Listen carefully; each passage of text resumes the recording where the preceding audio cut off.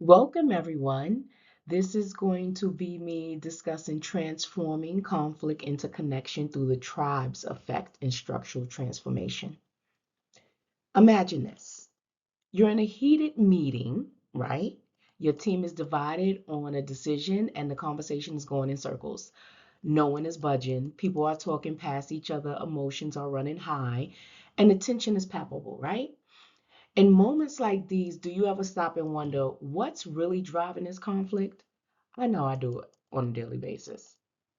Hi, everyone. I am Janaea, and today I want to share a powerful tool that can transform the way we approach conflicts, whether it's in the workplace, at home, or even at the global stage.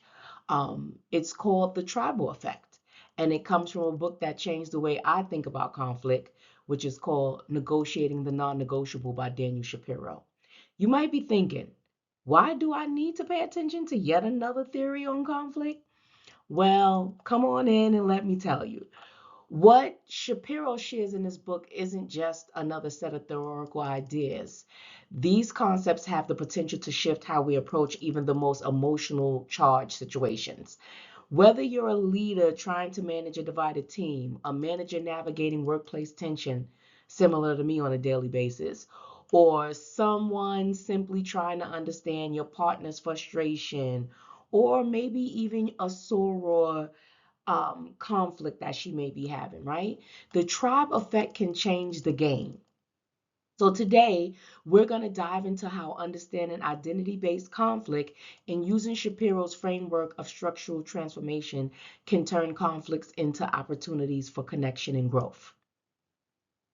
So let's start with the tribe effect. Imagine this scenario. You're in a meeting with your team and there's a disagreement over how to approach a project. One team member, let's call her Sarah, she becomes visibly upset. The conversation spirals and the conflict doesn't just stay on the project, it shifts to personal attacks. You never listen to me. You always do things your way. Here's what's happening. Let's break it down. Sarah isn't just reacting to a disagreement about the project, she's actually reacting to something much deeper: her identity. Think about that. She might be feeling undermined or unheard, and those feelings hit her core sense of self. This is where Shapiro's tribe effect comes into play. According to Shapiro, we all belong to multiple tribe groups that shape our identity, like our culture, our values, our roles at work, or even the family or neighborhood we grew up in. These tribes give us a sense of belonging, but they also make us vulnerable. When someone challenges our beliefs or questions our role within a team, it can feel like a direct attack on our very identity. And that emotional attachment can escalate any conflict into something personal. So in Sarah's case, her frustration isn't just about the project, it's actually about feeling dismissed. When we're unaware of these underlying emotional triggers, conflicts can get derailed quickly. Now, let's think about how we can manage this kind of conflict. So, Shapiro's framework of structural transformation offers us a way out. In traditional conflict resolution, we might try to solve the issue by pushing for a compromise or a quick solution. I know I'm always a great problem solver. But structural transformation doesn't focus on fixing the problem itself, it actually focuses on transforming the conflict and the relationship between the parties involved. So this process involves four key steps. The first step, reframing the conflict, right? First, we need to see the conflict in a new light. Instead of viewing it as a battle, reframe it as a shared challenge or opportunity for collaboration. Collaboration, collaboration, collaboration. You're going to always hear me say that. For example, Sarah might not just be resisting a project plan, she could be resisting a feeling that her ideas are being overlooked. Reframing helps shift the focus from a personal attack to a common goal. Second, addressing that emotional need. The second step is addressing the emotional pain that drives the conflict. In Sarah's case, it might involve acknowledging her feelings of frustration and making space for her to express them. So often, conflicts become more manageable when people feel heard, even if no immediate solution is offered. Third, Next, we need to foster empathy, building trust and connection. This isn't just about understanding each other's position, it's about building a relationship where both parties feel safe and valued. In Sarah's case, this could mean allowing her to explain concerns openly without fear of judgment or pushback. Finally, reshaping the relationship, restructuring the structural transformation, right? That leads to reshaping the relationship itself. This is where the razzle dazzle or magic happens, right? Instead of just managing the conflict, we want to shift the way we engage with each other, ensuring that future disagreements don't trigger the same emotional responses. It's about creating a culture of collaboration where people are less likely to take things personally and more likely to work through challenges. So let me just give you a real world example of my experience, right? A few months ago, I worked with a team that had been struggling with performance expectation.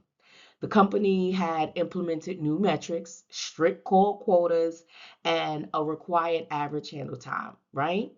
And the shift felt like a massive blow to the team's sense of identity. Oh my goodness, you would not believe the conflict that I had to deal with for months. The flexibility that they had before was suddenly replaced with rigid expectation, and resistance began to surface. One of my direct reports, let's call him John, was particularly vocal about his frustration and was undermining me. Instead of me focusing on solely the numbers, we took a step back. I invited John to express his feelings about the change, not just his thoughts on the new metrics, but what the change represented to him personally. What we uncovered was powerful. John wasn't resistant the change because he didn't want to perform. He was resistant because the new expectation held him accountable and made him feel like his value was being defined slowly by the metrics rather than his expertise and excuse me, and the relationships he had built prior in his previous role. So, by addressing his identity based concerns, we reframed the conflict.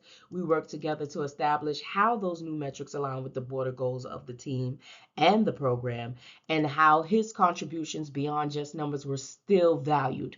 So, through this process, we didn't just resolve the conflict, we actually transformed how John engaged with the team's goals. So, some implementations and takeaways. I want to talk about what this means for us in our everyday professional and personal lives. So, first, understanding the tribe effect gives us insight into why people react the way they do in conflicts. It's not just about the issue at hand, it's about what the issue means to them emotionally. Emotionally. When we realize that conflicts often stem from identity based concerns, we become more empathetic and more equipped to navigate the emotional dynamics at play. Second, that structural transformation teaches us that resolving conflicts isn't just about finding a solution, it's about transforming a relationship. When we focus on shifting the way we engage with each other, we lay the foundation for more resilient collaborative teams. As a regional leader, or simple as people navigating difficult conversations, we can apply these principles right away. One, reframe those conflicts by focusing on common goals, addressing the emotional pain by listening to understand, not to respond. Building trust and empathy. You want to encourage open dialogue. Reshape that relationship, committing to a culture of collaboration. So, in conclusion, the next time you face a conflict, whether it's with a colleague, a loved one, a business partner, a family member, I want you all to remember this. Conflict isn't something to avoid, it's an opportunity for growth, connection, and transformation. By understanding the tribe's effect and applying structural transformation, we can turn the most difficult conflicts into opportunities for deeper understanding and stronger relationships. The key is not just resolving or solving the problem, it's transforming how we engage with each other through the conflict itself. Thank you all. It's been a pleasure. Have a great day.